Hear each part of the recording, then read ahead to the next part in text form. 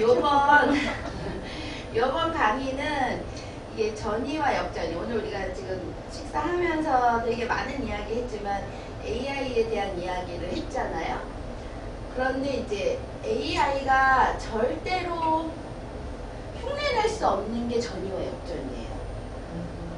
로봇을 아무리 정교하게 만들어도 이 부분을 다루려고 흉내는 내지만 다뤄지지 않는, 인간에게만 있는 고유한 영역이 이 부분이라는 거죠. 이건 창조성과 영성과도 연관이 있기 때문이에요.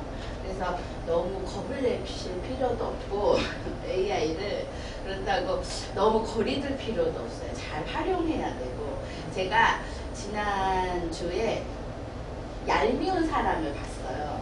지난주인가? 근데 거기서 하는 순간이 있었어요. 그 남자 주인공이 이제 연애라는 감정이 생겨서 막 설레어 하니까 AI 뭔가 이렇게 뭐 있더라고요. 누구야? 뭐 물어보더라고요. AI한테. 그러면서 어떻게 프로포즈 할까? 뭐 이러니까 걔가 대답을 안 하는 거예요. 너 삐졌니? 그러더라고요. 대사가. 그러면서 내가 여기가 딱 뭐야? 그렇게 이렇게 대하는 AI가 생긴 거야? 그래서 제가 챗GPT한테 물어봤죠. 너희의 수준이 거기까지 발전했니? 그랬더니 많은 데이터베이스가 생겨서 전이는 흉내낸대요. 근데 역전이는 흉내낼 수 없고 저희는 그것을 할 수가 없어요 라고 대답을 주는 거예요. 그래서 그럼 그렇지. 이제 그리고 나서 제가 요번 연구소에서 토론 주제가 전이와 역전이거든요. 그래서 저도 연구하는 만큼 여러분과 좀 소통하면서 또 알려드리면서 또 여러분의 삶에 이러한 전이와 역전이는 언제든지 일어나는 감정들이거든요. 그리고 특히 교회 공동체는 영성 공동체이기 때문에 너무너무 많이 아주 강력하게 일어나요. 그래서 이것들을 어떻게 잘 다루느냐가 여러분의 그 영성, 또 여러분이 있는 공동체, 또 여러분의 가정을 어떻게 세워나가는 데 대해서 되게 도움이 되실 것 같아서 이제 이걸 주제로 삼았어요. 그리고 오늘 설교 중에 마르다라고 하는 사람이 전이적 상황이 걸려 있는 거예요. 그래서 목사님께서 선택에 대한 얘기를 했잖아요. 좋은 선택을 해야 되고 태도를 가져야 된다 하는데, 그 선택과 태도를 가지려면 자기가 어떤 거에 전이적 상황이 걸리는가를 알아야 되는 거예요. 근데 이건 무의식이라 너는 그래라고 아무리 남이 알려줘도 몰라요. 본인이 그러한 것에 전이적 상황이 된다는 어떠한 새로운 삶의 전환, 이렇게 펼쳐졌을 때 아하가 와야 되는 거예요. 그건 성령의 조명이 있어야 알 수가 있는 거죠. 그래서 누구는 다 보여. 타자는 보이지만 본인은 볼 수 없는 영역으로 들어가 버리거든요. 그런데 그때 예수께서 알려주신 거예요. 마르다가 어떤 거에 걸려 있는지. 그리고 마리아가 또 어떤 것. 근데 목사님 설교에는 마르다가 그게 집중할 수밖에 없는 존재적 고민을 하고 있기 때문에 예수께 집중했던 것처럼, 우리도 우리의 전이에 그냥 당연히 일어나는 감정을 쫓아가면 몰라요. 우리의 존재적인 이 어려움이 어디서 왔는가를 고민하는 마르다처럼 고민할 때 우리가 예수의 말에 집중할 수가 있어지는 거죠. 그래서 예수의 말씀에 집중할 때 그 죄의 사슬이 풀린다라는 거죠. 이제 천천히 가볼게요. 이 전이라고 하는 건 구를전. 목사님이 찾아줬어. 난 한문을 몰랐는데 목사님이 구를전이야 이러고 찾아주고 옮기기. 그러니까 구를전이라는 이 전이라는 말 자체 안에 동력이 있다라는 얘기를 갖고 있는 거예요. 굴리다, 구르게 한다.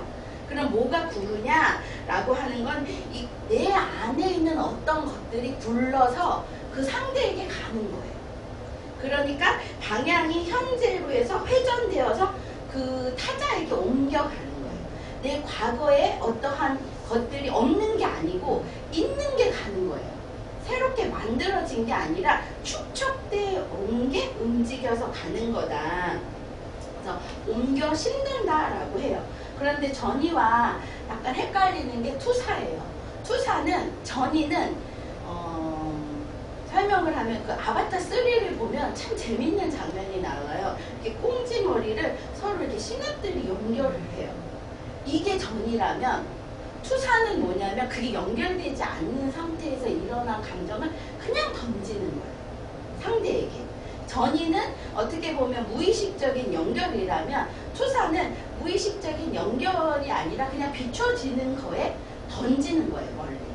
그러니까 투사는 누구하고나 잘 일어나는데 전이가 일어났다라고 한다면 이건 상당히 치료적이고 엄마와 아기의 젖가슴이 연결된 것처럼 우리는 되게 서로 주고받는 관계가 됐다라는 거예요. 그래서 이 전이와 역전이는 상담의 현장에서 사용해요. 일반인들 사이에서 잘 일어나지는 않아요. 그렇지만 우리 이 공동체, 성령이 다스리시고 있는 이 교회 공동체 안에는 왜 이게 일어나냐면 우리가 예수 그리스도의 젖을 먹는 생명체이기 때문에 그것 안에서 일어나는 그 에너지들의 파장이 서로가 서로도 막 엮일 수 있다는 거예요. 가족이 그런 거거든요. 엄마의 누군가의 젖을 먹어. 그러고 날 때 엄마의 젖을 먹고 싶은 누군가가 있죠. 이럴 때 상당히 전이와 역전이가 발생하는 것처럼 교회 공동체 안에서는 성령의 일하심이 있기 때문에 충분히 그것이 재현될 확률이 너무너무 높은 거죠. 근데 전이와 역전이는 치료적일 수도 있지만 파괴적일 수도 있는 거예요. 그래서 어떻게 해야 치료적으로 가느냐는 그 성령의 지배를, 통치를 받느냐 안 받느냐에 이제 유무가 달려있죠. 그래서 투사랑 조금 비슷한데 좀 다르다라는 얘기고, 전이 발생의 이유는 이거는 정신분석에서 하는 말이죠. 과거를 반복하기 때문이라기보다는 우리 구조 안에는 관계적 욕구가 이것들을 재현시키려고 한다. 왜냐하면 우리 안에 들어온 이 죄, 질병이라고 말할 수 있고 고통이라고 말할 수 있는 거를 우리는 이것들을 빼내고 싶다는 욕망이 있는 거예요. 회복하고 싶다는 열망이 있는 거죠. 그러니까 그 상황으로 재현에 들어가는 거예요. 근데 이게 아동기에는 엄마와 아빠 안에서 이거를 다루죠. 6년 정도. 근데 이제 엄마와 아빠 사이에서 다루어지는 걸 포기하면 이게 어디로 가냐면 친구로, 연인으로, 아니면 배우자로 옮겨가는 거예요. 그 사람이 누구처럼 느껴지기 때문인 거죠. 부모처럼 느껴지기 시작할 때 이게 그 상대를 따라 이렇게 바뀌어 나가는 거라는 거예요. 그래서 재현하려는 성질이 있다. 그래서 일어난다. 이 재현을 포기하고 멈추면 뭐가 생기냐면 우울이 생기는 거예요. 이 에너지, 전체적인 에너지가 일어나는 게 자기의 존재를 방해해. 그러니까 꺼버리는 거죠. 이 배터리나 이런 것들을. 그러면 이제 우울로 들어가죠. 그래서 인간의 초기 대상적 관계 안에서 이것들은 발생한다. 그래서 정서적 기억으로 저장되어 있기 때문이다. 그래서 전이는 과거의 기억이 아니라 과거의 기억의 어떠한 것들을 마르다처럼 현재에 사는 거예요. 그러니까 그 마르다가 어린 시절에 그렇게 사는데도 인정받지 못했던 것을 지금 예수 앞에서 다시 재현한 것처럼 그렇게 이렇게 사는 거예요.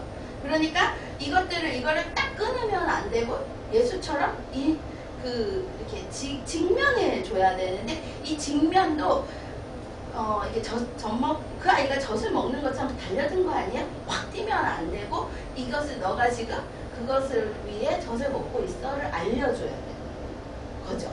지금 그 마르다에게는 지금 그런 일들이 일어나고 있다라는 거죠. 그래서 미해결된 욕망과 갈등이 완결을 요구하기 때문이다 라고 이야기해요. 그래서 미해결된 갈등과 욕망이 뭐냐면 관계가 충족되지 못한 욕망, 사랑, 충족되지 못한 사랑이 있을 때 이 지난번의 강의로 말하면 핵심 자기가 만들어지기 위해서는 충족되는 사랑이 있어야 돼요.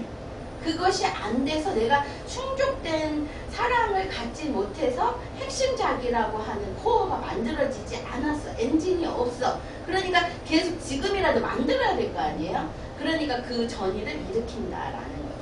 표현하지 못한 분노.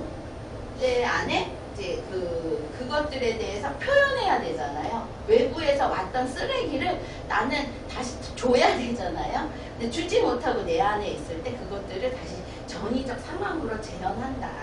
그래서 인정받지 못한 사랑, 좌절된 의존 욕구. 내가 의존해야 되고 돌봄받아야 되고 보호받아야 되는 게 그게 안 될 때 이쪽으로 갈 수 있다라는 거죠.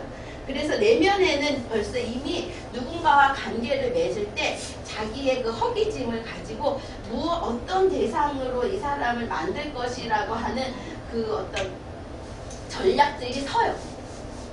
그래서 그런 사람을 선택하는 거죠. 사랑하는 대상, 박해하는 대상, 돌보는 대상, 자기만의 이슈가 있으면 그거를 해줄 사람을 찾는 거예요. 그러니까 그게 이게 서로 그것 때문에 쫙 하고 연결이 되는 거죠. 지금 그러한 일들이 욕구 안에서, 근데 부부라고 하는 것들을 보면 그 안에서 그 사람의 욕망 욕구와 이 사람의 욕망 욕구가 서로 탁 잘 맞아 떨어지기 때문에 그게 이제 천생연분이 돼서 서로가 그것들을 도와주고 돌봐주고 해결해 주면서 갈 수도 있고, 그것들로 인해 자기 욕망과 욕구를 더 원하면 그거는 이제 찢어지고 갈라질 수밖에 없는 일이라는 거죠. 그래서 하나님이 맺어주신 것은 사람이 나눌 수 없다는 말이 이 전이에서는 이게 돼요.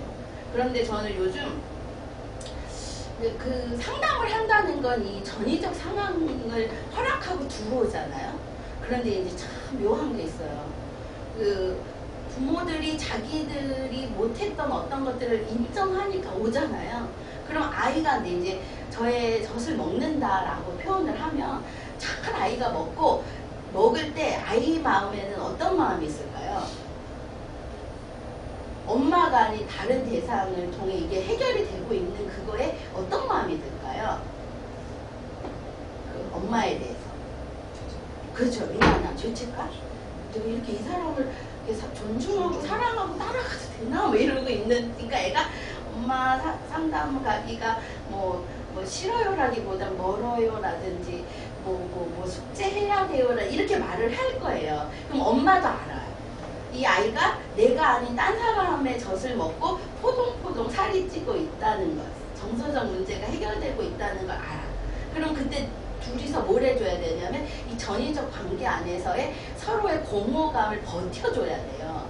근데 그게 안 될 때 그냥 확 뺏어가 버려요. 그러면 나는 벌써 젖에 물이 텄으니까 쫙 젖이 나오는, 엄마들 알잖아요. 근데 그 대상이 갑자기 사라져서 이렇게 식은땀이 쫙 날 때가 있어요.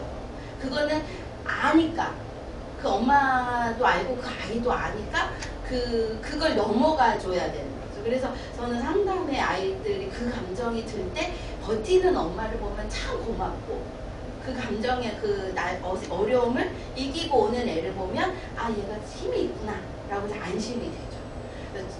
어제는 되게 좀 흥분되는 일이 있었는데, 어떤 아버지가 원래 1시 예약인 아이인데 12시 반에 막 벨을 사정없이 누르는 거예요. 상담실 문을. 그래가지고 아, 이게 뭐지? 지금 상담을 하고 있는데 다른 애랑 이런 일은 있으면 안 되는 일이 생긴 거잖아요. 완전히 우리 이게 뭔가 앞으로 깨트리는 일이에요. 무례한 일인데, 그래도 이제 양해를 구하고 이렇게 나갔어요. 목도로. 그랬더니 인사를 드리러 왔다는 거예요. 그 아버님이 온 가족을 데리고. 그래서 예, 감사하다. 신년 인사를 이제 그런데 좀 기다리셨다가 1시에 들어오시면서 다시 좀 이야기 좀 하고 가셔라. 이제 괜찮대. 그래서 그 정도로 기쁘셨냐 이제 그랬지만, 제가 기회가 찬스를 놓칠 사람이 아니거든요. 이 아빠가 왔다는 건 엄청난 일이 생긴 거라 조금만 15분만 좀 기다리셔. 30분이 멀면. 그래서 우리 12시 타임 친구한테 양해를 구하고 아빠 엄마랑 온 가족을 맞이했어요. 그리고 나는데 이 아빠에게는 너무 기쁜 일이 뭐냐면, 둘째 중학교 된 딸아이가, 아이들이 용기가 없어 있는 게 문제였는데 아빠는 엄청 용감한 분이시더라고요. 근데 왔는데 이 둘째 딸 아이는 자기를 미워한다는 생각을 그 아이가 태어나면서부터 중학교 2학년이 될 때까지 그 아빠는 그걸 믿고 살았어요. 근데 이 아이의 마음 얘기를 들여다보니까 미워한 적도 없고 미워할 생각도 없고, 미운 게 아니라 아빠의 그 과한 에너지가 두려워서 어떻게 다뤄야 될지 모르니까 거리를 둔 거죠. 그게 이제 해석이 되니까 이 아빠는 너무너무 기쁜 거죠. 자기는 이 아이가 나를 미워할 거라고 생각을 해가지고 그 알 수 없는 분노가 가끔씩 울컥울컥 하실 때마다 그 자기가 어린 시절에 엄청 맞고 컸대요. 섬 사람인데, 근데 너무 안정감 있는 부인, 너무 꽃같이 예쁜 딸, 너무 뭐라 그래, 좀 창의적인 딸을 두니까 이분은 너무너무 행복한데 자꾸 그렇게 해석이 되는 거야. 아이가 나를 미워해서 이렇게 거리를 두고, 미워하니까 셋만 놀러 다니고, 나를 미워하니까 어쩐다, 이런 자기만의 이 전위적 감정에 이제 시달리시고 있었는데 그게 이게 해석이 되니까 막 이제 인사를 하러 오신 거예요. 그래서 그 이야기 30분 정도 들으면서 이게 질서들을 이렇게 다시 정리해 드리면서 이제 필요한 것들. 그래서 아버님은 둘째랑 있을 때는 어떠한 이야기 하지 마시고요. 그냥 가만히 계세요, 아버님. 둘째는 아버님이 에너지가 좀 둘째가 담기에는 배터리의 그 볼트가 달라요. 그랬더니 그러냐. 그래서 가만히 계시면 얘가 승합을 할 거다.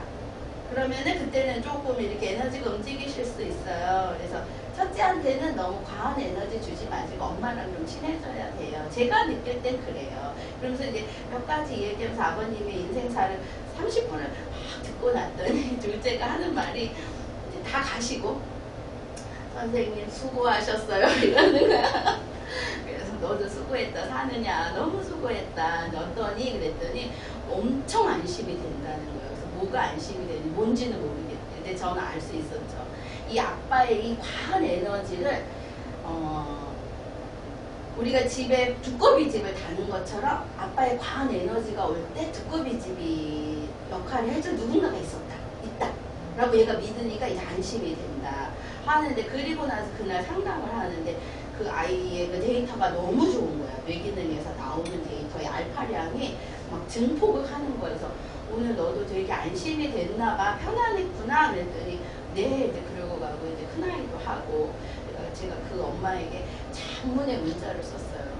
엄마의 그 안정감이 그 연약한 듯 강인한 그 그러니까 엄마이기 때문에 할 수 있는 거를 최선을 얼마나 다해 오셨는지가 보였다.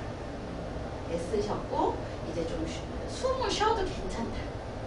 그 아버지의 그 과한 사랑이 아이들을 어떻게 할까봐. 그러니까 목소리 톤도 높으시고 직업도 워낙 좋으셔가지고 돈도 많으시니까 이게 진격 앞으로 이렇게 하신 그것으로 이 가족들을 다루니까 이 가족들이 너무 숨이 찬 거예요. 그런데 이제 좀 멈춰서 좀 여유 있게 가실 수 있을 것 같고 제가 잘 협력해 드릴 수 있는 것 같아서 고맙다 이제 그랬거든요. 그것처럼 가족 안에 자기가 사랑받지 못하고 너무 많은 이렇게 구타를 당한 그 아버지가 사랑으로 아이를 어떻게 해야 되는지는 모르겠는데 하고 있는, 최선을 다하니까 남들은 일만큼 해야 되는데 상만큼 하고 있는 아버지의 그 힘듦이 이렇게 느껴지고, 그것들을 이렇게 어떻게든 이렇게 엄마가 막으면서 온 이 세월이, 그러다 보니까 아이는 과한 에너지를 쓰는 사람이 있으면 쪼그라드는 거예요.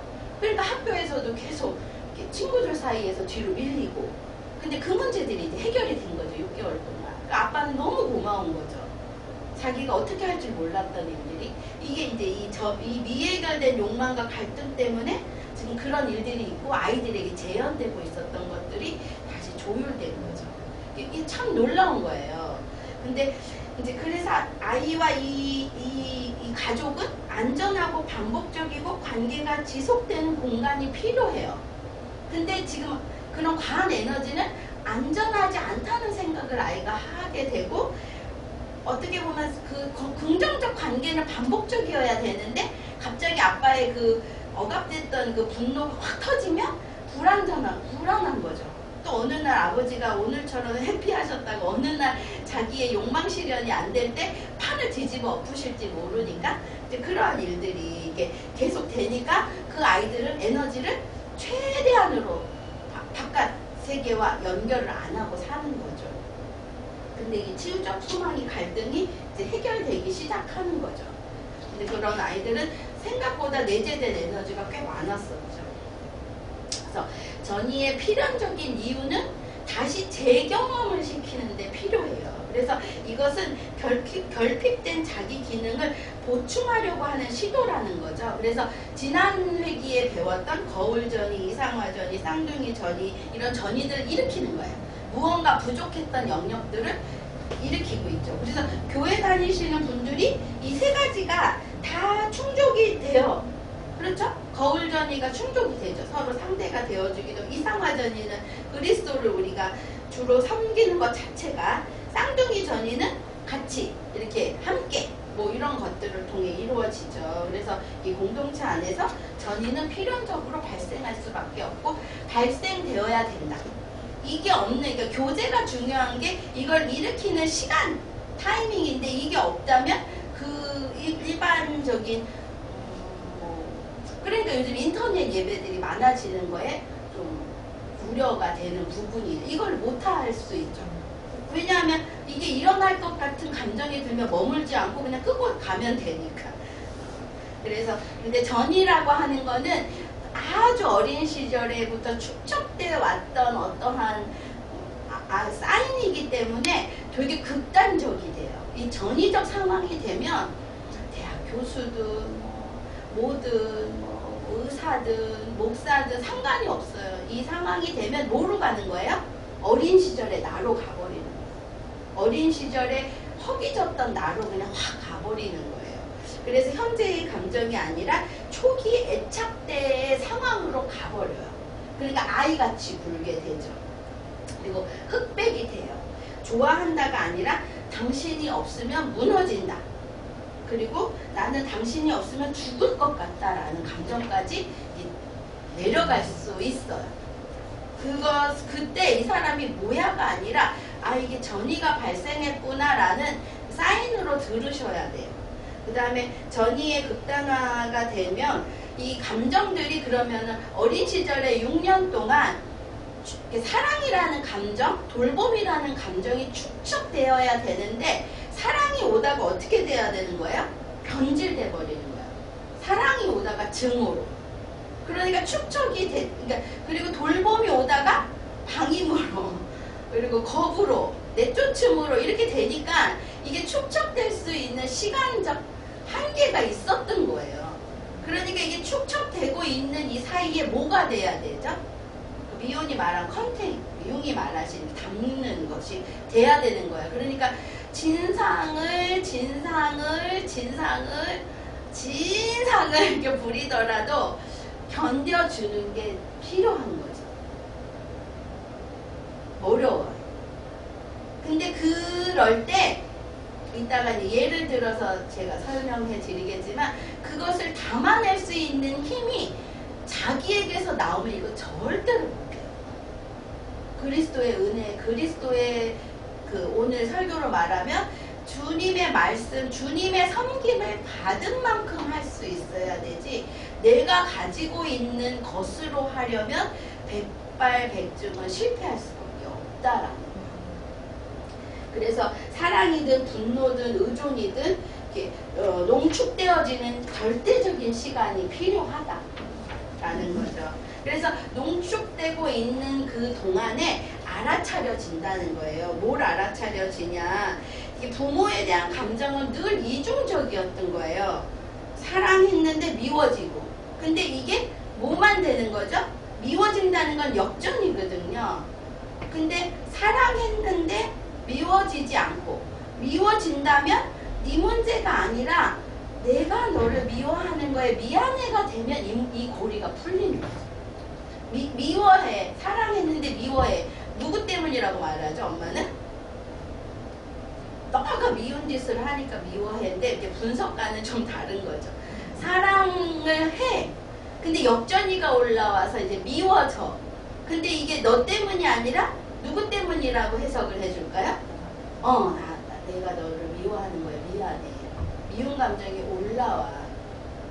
그게 어려워. 그거를 이렇게 인정해 줘야 되는 거죠. 이건 역전이 때 다룰 건데 그거를 분리시키는 거예요. 당신 때문이 아니라 나 때문인 것 같다. 그러니까 필요했는데 분노해. 필요해. 엄마가 필요해. 근데 엄마가 필요한데 주면서 뭐라고 해요? 너가 이걸 필요로 하는데 이걸 받을 놈이 아닌데 이걸 필요로 한다고 하면서 분노하게 하잖아요. 근데 필요를 줘. 근데 분노하지 않는 거예요. 주면서. 분리시켜주는 거예요. 그 양극단의 어려움을 그러면 필요해서 주지만 너가 부족해서 그걸 필요로 하는 사람이라고 생각하지 않는 거예요. 그렇게 그런 사람이라고 하지 않고 존중, 필요한 너도 존중하는 거예요. 너는 사랑이 필요하구나 라고 존중해 줘버리는 거예요. 그러니까 이 고리가 끊어지는 거죠. 그러니까 어린 시절에는 그렇게 그냥 가버렸어. 애증으로. 근데 이게 아니라 사랑해. 근데 증오도 이건 너의 탓이 아니라 내 탓이야. 필요해. 그런데 너를 분노하지 않고 주는 거예요. 필요한 것들을 공급하는 거예요. 그리고 만약에 못 줘. 필요한데 못 줄 수 있잖아요. 근데 그거는 나의 문제지 너가 그것을 필요하지 않아서가 아니야 라고 분리되어 시작하는 거예요. 그래서 그 두 가지가 동시에 일어나면서 감정이 이렇게 하나로 통합되지 못했던 것들을 다시 통합될 수 있는 상황으로 재현시켜서 경험했을 때 우리는 그 어린 시절에 잘못 받았던 기억에서 해방되기 시작한다는 거죠. 이해가 되시죠? 그러니까 아이는 사랑하지만 미워했던 엄마에서 늘 사랑받지만 미움을 받을 수도 있어요. 공동체 안에서. 근데 그건 너 탓이 아니라 우리 나의 부족이야 라고 인정하는 사람을 만날 때 이 저주에서 풀리기 시작한다라는 거죠. 그렇지만 또 전이와 저항의 관계, 아까도 설명했듯이 이 저항이 온다는 거예요. 전이가 올 때 속도가 달라요. 그래서 이 저항이 올 때 도망가는 사람은 이 속도를 못 견디고 도망을 가는 거예요. 공동체를 나가는 경우가 되기도 하고 뭐 집을 나가기도 하고 아니면 이별을 선언하기도 하는 게 이 속도 때문이라는 거예요. 근데 이 속도나 이 저항이 나쁜 게 아니라는 거예요. 자기 조절하고 있는 좋은 시간이라는 거예요. 숨고르기를 한다라는 거죠. 그래서 아이들이 너무 이런 저항이 있을 때 막 나는 오은영 박사님 그거 하는 거 이렇게 볼 때 보면 엄마들이 잘하다가 뭐 하나를 잘못하는데 이 저항을 못 다루더라고요. 저항할 때 머물러 두는 거예요. 그 아이의 에너지가 잘 빠질 때까지 그걸 못하죠. 다루지 못하는, 담아내주지 못하는 그 부분이 좀 많이 어렵더라고요. 그러니까 컨테이너 할 수 있는 핵심 자기가 없어서이죠.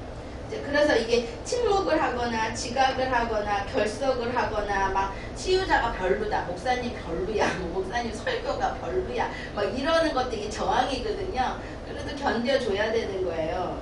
이거는 전이일 뿐이다라고 말할 때도 되는 거죠. 그래서 타이밍이 있다는 거예요. 그렇게 에너지가 모이고 나면 그러니까 적절하게 에너지가 모이고 쉼이 되면 다시 돌아올 타이밍이 있어요. 관계로. 그때가 아주 절호의 타이밍인 거죠. 그래서 내담자들이 저도 나갔던 내담자들이 왜 없겠어요. 나갈 때 잘 보내드리면 들어와서 완전히 치유적 관계가 되고 요번에 그 카톨릭 대학으로 다시 입학한 애도 4년 치료했는데 요번에 입학한 애도 그 중간에 그런 지점이 있었죠. 근데 지금은 일상을 잘 살죠. 그런 것들이 이 고비를 잘 어떻게 넘기느냐라는 거죠.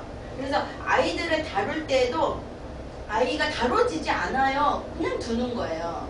근데 그 두는 그 사이에도 이 전이적 관계를 끊지 않고 두다 보면 다시 그 치유적 여정으로 갈 수 있다라는 거죠. 치유는 전이가 사라질 때가 아니라 전이를 인식할 때 일어나요. 그래서 지금 이렇게 반복적이 될 때 알아차리는 거예요. 나는 왜 자꾸 그 애증이라고 하는 분노라고 하는 의존이라는 거에 내가 이게 매달릴까를 딱 여러 번 반복할 때 인식하잖아요. 그럼 그게 내가 이 죄의 이 사슬에 걸려 있구나. 이 죄의 사슬에 걸려 있는 이거를 풀기 위해 파닥파닥 거렸던 거구나를 이해하게 된다라는 거죠. 그러니까 여러분들이 부부싸움을 하시면 부부싸움 할 때 키워드를 잘 적어놔 보세요. 그 키워드가 답이에요. 그 아빠가 하는 이야기를 잠깐 적어놔보고 남편, 아이들, 이렇게 현동이가 하는 얘기, 하은이가 하는 워딩을 잘 적어놔보면 그게 답이라는 거예요. 그게 지금 재현하는 거예요. 그 재현을 의미 있게 새로운 선택으로 가게 되면 풀린다라는 거죠. 자, 전의를 통한 회복의 여정은 아까 되게 오늘 제가 준비한 거 너무 중요한 게 맞는데 태도라는 거예요. 태도. 우리의 태도가 그들을 향한 태도가 그 엄마 아버지의 태도와 다르기에 그 사람이 이 태도를 믿고 존중받았던 이 태도를 믿고 예수 그리스도의 그 태도를 믿고 치유의 여정으로 온 마르다처럼 우리의 그 태도 안에 치유의 그 생명력이 불어넣어지고 있다라는 거죠.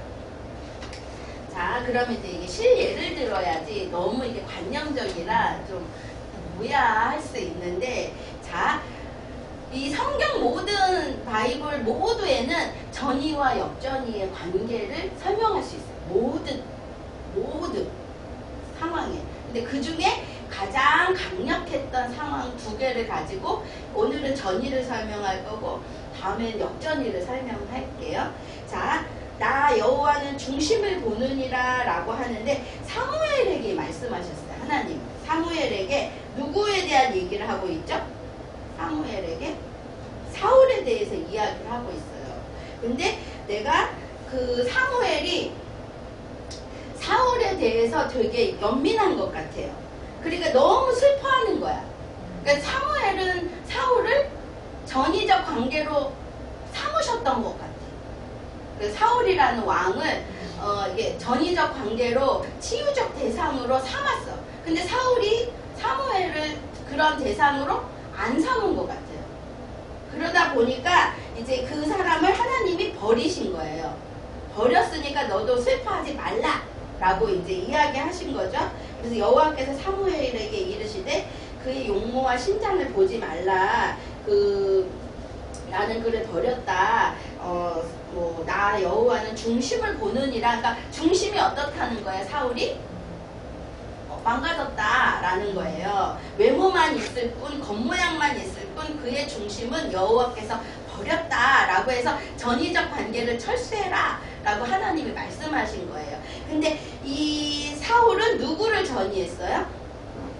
사울은 지금 요 때가 어떤 때가 있냐면 사울은 전쟁에 나갔는데 골리앗도 못 물리쳤어. 그리고 자기는 자꾸 악령에 시달려. 막 뭔가 헛게 보이고. 그 다음에 군사가 이렇게 계속 침공하는데 왕권도 사라졌어. 그러니까 자기는 그 왕으로서의 갖고 있는 어떻게 페르소나만 있지 그 내면 안에 아무것도 성공적이지 못한 거예요. 그런데 그 사울을 불쌍히 여기는 사무엘의 말로 통해 오는 하나님의 말에는 집중하지 않고 그 것들을 대체할 인물을 내게 빨대를 꼽아요. 그게 누구죠? 다윗인 거예요. 그러니까 다윗이 골리앗도 대신 물리쳐줘. 그래서 그 영웅이 돼요. 그 다음에 이제 사울이 악령에 시달릴 때 막 하프를 타가지고 그를 막 도와줘. 그러니까 사무엘, 하나님의 말씀을 전하는 사무엘은 필요가 없고 도구죠, 도구. 자기를 도구적으로 활용해서 성공적인 걸 할 수 있는 다윗을 이성화하는 거예요. 하나님처럼 여기기 시작하는 거예요. 그러다 보니까 사울 자체가 그림자스러운 사람인 거예요. 하나님의 영이 떠난 사람. 그러다 보니까 하나님의 사람인 다윗을 어떻게 해요? 네, 완전히 그림자로 어둠이 빛을 그냥 잡아먹, 이걸 함입이라고. 그냥 완전히 삼켜버리는 거죠. 그러니까 다윗은 이 사울을 하나님의 사람이라고 봤을까요? 안 봤을까요? 봤죠. 그런 식견은 없었던 거예요. 그리고 그렇게 도구화로 사용되는 것만으로도 다윗은 어땠을까요? 기뻤죠. 왜냐하면 자기 아버지 이세는 자기를 전혀 사람 취급도 안 하고 저 개똥 취급하고 저기 가서 뭐 이렇게 뭐 양떼를 치고 있는데도 숫자에 넣지도 않는 그 아버지 앞에서 임금님이 나를 막 하프를 타라, 너가 보니 악령이 떠났다, 이게 놀라운 일들이 생기니까 너무너무 감격스러워서 그거에 취해버린 거예요. 다윗도 이때는 하나님의 음성을 가지고 사울을 한 게 아니라 사울의 페르소나 자체에 그 경외를 한 것 같아요. 그러다 보니까 둘은 부정적 전이 관계에 그냥 이렇게 꼬여버린 거죠. 그래서 이 다윗이 그 대가를 아주 혹독하게 치러요. 자기가 죽을 뻔할 정도까지. 그러면서 이 다윗을 그래도 하나님은 어둠과 싸웠던 이 다윗을 끝내 이거를 벗어날 수 있게 하심으로 다윗이 다윗되게 하시죠. 그래서 나의 결핍을 채워주고 쇠약해진 왕권을 다시 세워주는 이러한 것으로부터 다윗이 처절하게 하나님이 아닌 사울을 존중했다는 걸로 인해 되게 위험한 위기에 다다르죠. 이게 전이적 관계는 끊어지지 않는 거예요. 이게 끊을 수가 없는 거예요. 도망가도 되지가 않는 거예요. 왜? 죽을 때까지 쫓아오니까. 근데 이제 그런 것들로부터 이제 다윗은 이제 성숙되어져 가는 여정을 하죠. 그러나 다윗의 여정 중에 다윗이 정서적으로나 영적으로 되게 하나님이 끝없이 이 사람을 회복시키지만 나중에 밧세바 사건이나 이런 거를 보면 긍정적이지 않고 핵심자기가 만들어지지 않은 연약한 사람이었다는 건 그 스토리 안에서 나오죠. 그럼에도 사울, 하나님이 택하셨던 사울의 그 부정적인 그 해로움을 막아내는 동안에 다윗은 정말 많이 성장해요. 자, 그런데 또 하나의 전이적 관계가 있죠. 바울과 디모데예요. 바울은 어떻게 보면 사울보다 나쁜 놈이죠. 근데 사울이 진짜 바울 된 건데 사울 왕보다도 아주 나쁜 사람이잖아요. 그리스도인들을 다 쳐죽인. 그런데 이 사악했던 이 사울이 바울이 돼요. 예수 그리스도로 만나서 빛의 사람이 돼요. 그리고 났는데 이 사람도 그 빛의 사람이 됐는데 존중받지 못해요. 제자들보다 존중받지 못해요. 늘 이렇게 파송받을 때도 안디옥 교회에서도 아직은 좀 부족한 사울로 이렇게 이야기하잖아요. 그랬지만 이 바울 안에는 자기가 만났던 예수 그리스도의 은혜가 있어요. 그러니까 옛날에 자기 안에 있었던 전이가 일으켰던, 그래서 하나님께 사랑받고 싶어서 그리스도인들을 쳐 죽이는 데까지 열심 냈던 자기의 초자적인 과잉됐던 것들을 다 버리고 정말 새롭게 된 거예요. 근데 누구랑 이렇게 전이 관계가 된 거예요? 꽂힌 거예요? 그죠? 예, 디모데라고 하는. 그런데 이 꽂힌 거를 보면 바울이 디모데가 갖고 있는 긍정성과 부정성을 자기라고 인식했던 것 같아요. 자, 그런데 디모데는 기질적으로 되게 소심하고 할머니와 엄마가 양육을 한 거예요. 아버지의 부재가 있는 사람이에요. 그러니까 용감할 수는 없는 어떠한 정서적인 어려움이 있죠. 디모데에게는. 그리고 두려워하는 거예요. 그러니까 디모데 후서에 보면은 하나님이 우리에게 주시는 것은 두려워하는 마음이 아니다. 그러니까 이 사람은 두려움이 자기 핵심의 어려움인 거예요. 막 바들바들 떨리는 거죠. 그 다음에 그러니까 막 자기의 응집력도 어렵고 구조도 어려운 거야. 그러니까 그 사람이 봤을 때 예수를 만나고 단단하게 자기가 그림자스러운 자기에서 빛의 사람이 된 바울을 봤을 때 디모데는 내 아버지가 저런 사람이었으면 얼마나 좋을까라는 그런 전위적 감정을 가질 수밖에 없죠. 그래서 둘이 이제 한 팀이 돼서 하나님의 나라를 가요. 그런데 이제 그럼에도 디모데에게는 어떻게 살아야 될지, 내가 하나님의 사랑, 할머니와 엄마는 주의 종이 되라, 뭐 이렇게 해라. 그래서 막 무릎에 앉혀놓고 이렇게 나를 돌보셨는데 도대체 방향도 안 섬기고 자기 안에 에너지도 없는 것들을 디모데는 알았을 거예요. 되게 어린 연약한 꼬마 같은 느낌이 있잖아요. 그런데 바울이 이 디모데를 세울 때 계속 디모데 앞에 붙이는 용어가 있어요. 믿음의 참아들이다. 그러니까 디모데가 듣고 싶었던 말이죠. 아버지에게 듣고 싶었던 말. 너는 믿음 안에서 참 아들이다 라고 하는 이 말을 가지고 디모데를 계속 세우는 거죠. 만약에 바울이 예전에 사울이었다면 뭐 어떻게 했을까요? 자기는 어떻게 배웠죠? 되게 그 학문에서도 모에서도 최고의 것을 지향했어요. 그것이 맞다라고, 초자적 과잉이 맞다라면 얘한테, 디모데한테 했을까요? 안 했을까요? 그렇게. 네, 그렇게 했을 거예요. 그럼 디모데는 사교육의 정점에 있었을 거예요. 그런데 자기가 예수를 만나고 나니까 그게 아니라 디모데의 연약함을 격려하고 세우고 부족함을 이렇게 도닥이면서 얘가 디모데가 누구의 아들이 되길 바란 거죠? 나의 아들이 아니라 예수 그리스도의 참아들로서 오늘을 용기 있게 살아가는 사람이 되게 하는 게 목표였다. 이게 앞에서의 전의와 뒤에서의 지금 긍정적 전의의 차이라는 거죠. 이 시선이 어디로 가 있죠? 하나님의 시선으로 디모데를 보기 시작한다는 거예요. 자기의 옛날에 그냥 끌어오르는 감정을 버리고 하나님의 시선과 하나님의 그 경륜 안에서 디모데의 그 미래를 보기 시작하면서 그 전위적 상황을 활용하고 있다라는 거예요. 그래서 그 말과 행동이 일치하는 바울을 보면서 디모데는 아버지가 없어서 느꼈던 그 두려움에서 해방되어서 따로 세워지는 놀라운 사역의 길을 가기 시작한다는 거예요.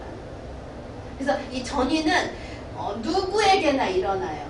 그런데 사울의 전위와 지금 바울의 전위가, 사울 왕의 전위와 바울의 전위가 다른 이유는 자기의 경험에서 나오는, 자기가 지금 현재 느껴지는 대로 사는 게 아니라 그 느껴지는 것이 뭐라는 걸 안다는 거죠. 오류가 있다는 걸 아는 거예요. 내 느껴지는 감정과 감각과 생각은 그리스도 안에서 잘못됐다라는 걸 인정하는 거죠. 바울처럼.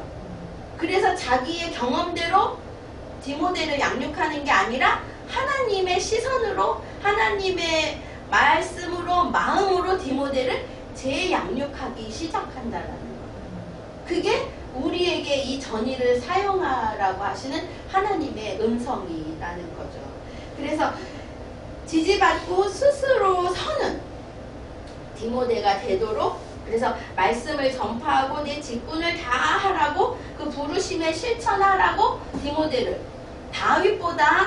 다윗은 그 그림자를 막아내느냐고 일생 어떻게 보면 전반적으로 허비했다면 더 연약했던 디모데를 하나님은 바울이라는 사람과의 이런 관계를 통해, 전위적 관계를 통해 새롭게 세우는 놀라운 일들을 한다라는 거죠. 여러분들이 갖고 있던 어떤 경험이 여러분들이 자녀를 키울 때 여러분의 공동체 안에서 다 내려놔야 된다는 얘기를 지금 하고 있는 거예요.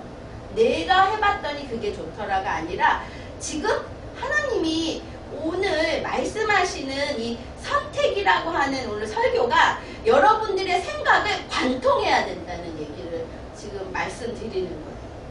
집중해야 된다. 분주하다라는 뜻이 아니라 분주한 가운데서도 마리아처럼 예수 앞에 집중하는 것처럼 여러분들의 경험이 수만 가지가 올라오더라도 그것들을 꿰뚫을 수 있는 그리스도 앞에 있는 마리아처럼 우리는 존중해야 된다. 주님을 믿어야 된다. 복음으로 하나 돼야 된다. 그래서 디모데의 연단은 너희가 안아요. 그러니까 디모데가 그 두려움 많은 사람이 연단을 했던 것 같아요. 이 눈물이 좀 나더라고요. 그 두려움 많은 그 디모데가 연단을 한 거야. 누가 지켜보고 있으니까. 바울이 지켜보고 바울이 믿는 하나님, 내가 믿는 하나님이 지켜보고 계시니까 이 연단도 무섭지 않게 가는 그거죠. 그래서 나와 함께 복음을 위하여 수고한다. 나와 동일시하는 거죠. 바울이. 그래서 디모데에게 이르거든 저를 두려움 없이 너희 가운데 있게 해라. 또 이게 조언도 하죠. 두려움이 많은 디모데니까 너희 가운데 있을 때 두렵지 않게 해줘라. 뭐 이런 얘기도 하죠. 나와 같이 주의 일을 힘쓰는 자다. 위치적, 사역자적인 동일시를 해주죠. 우리 안에 일어나는 진짜 수만 가지의 생각과 감정과 어떠한 일들이 올라올 때 마르다처럼 거기에 집중하는 게 아니라 예수 그리스도에게 집중하는, 바울이 자기 것들을 다 배설물처럼 버림같이 경험도 버리시고 생각도 버리시고 느껴지는 감각도 버리셔야 돼요. 그걸 가지고 예수 앞에 복종하는 또한 여러분과 제가 되기를 바랍니다. 기도하겠습니다. 주님, 말씀을 전파하고 우리의 직분을 다하는 한 해를 위하여 우리의 경험들, 우리의 생각들, 우리에게 바라시고 원하시는 모든 것들을 다 내려놓고 정말 주님이 바라고 원하는 거기에 우리가 집중할 수 있도록 허락하여 주시옵소서. 예수님의 이름으로 기도합니다. 아멘.